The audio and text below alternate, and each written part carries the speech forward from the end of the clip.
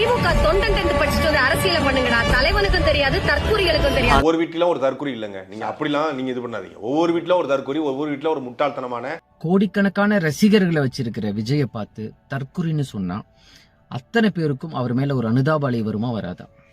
அப்போ அவர் ஆதரிக்கிற நம்மளும் தற்கூரிகள் அப்படின்னா அதை எப்படி ஒரு சாதாரண மனநிலை உள்ள ஒரு மனிதனால அதை ஏத்துக்க முடியும்? மீது சுமத்தப்பட்ட அந்த தற்கொலைங்கிற அந்த பிம்பத்தை உடைக்கிறதுக்காக ஒரு ரசிகரா இருக்கிற நம்ம கட்டாயமா வாக்கு செலுத்தணுங்கிற ஒரு இடத்துக்கு நகர்த்தினதே அந்த தற்கொலைங்கிற ஒரு தனிமனித வன்மம் தான். அவருடைய ஒரே நோக்கம், நம்ம எல்லா இடத்திலும் ஜெயிச்சிட்டோம், இன்னும் பார்க்காத ஒரு சுவை அரசியல் தான், அதுலயும் நம்ம ஜெயிக்கணுங்கிற ஒற்றை நோக்கத்துக்கு உள்ள வந்தாரு. அதை அவர் சாதிச்சிட்டாரு.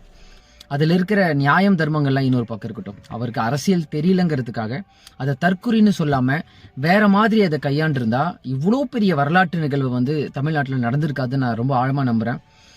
விஜய் அவர்களை எல்லாருக்கும் பிடிக்குது, அதனால அவருக்கு எதிராக இருக்கிற எல்லாரும் வில்லன்கள்னு மக்களே முடிவு பண்ணிக்கிட்டாங்க. வன்மத்தை வச்சுட்டு விஜய் விமர்சிக்கிறாருன்னு மக்கள் பார்க்கல, ஆனா நம்ம எடுத்து வச்ச எல்லா விமர்சனங்களும் வன்மம் என்று கட்டமைக்கப்பட்டது.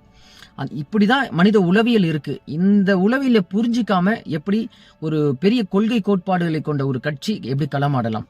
விஜய் அவர்களை எளிதாக கடந்து போயிருந்திருக்கணும். மற்றவங்க எப்படி இருக்காங்கன்றது நமக்கு முக்கியமே இல்லை. அடுத்தவங்க நம்ம மேல கல் எறிகிறாங்க, அதுல எந்த மாற்றமும் இல்லை. அந்த அளவுக்கு வன்மத்தால் வீழ்த்தணுங்கிற வெறி ஒட்டுமொத்த ஊடகங்கள், மற்ற கட்சிங்க, அதனுடைய ஆதரவாளர்கள், இன்னைக்கு வந்த தாவைக்கா அதனுடைய ஆதரவாளர்கள் அத்தனை பேரும் சீமானவர்கள் மீது கடுமையான விமர்சனங்கள் நிகழ்த்திட்டே தான் இருந்தாங்க. இதெல்லாம் நமக்கு தெரியுது. ஆனா அவங்க செஞ்சதே நம்ம திருப்பி செய்யறதுங்கிறது அது சரியானது இல்ல. மாற்றுன்னு சொல்ற நம்ம அதுக்கு நேர் எதிரா நின்று அதை பக்குவமா கையாண்டு இருந்திருக்கணும். அது செய்யாம போனதுதான் எனக்கு நாம் தமிழர் கட்சி மேல இருக்கிற ஒரே ஒரு வருத்தம்.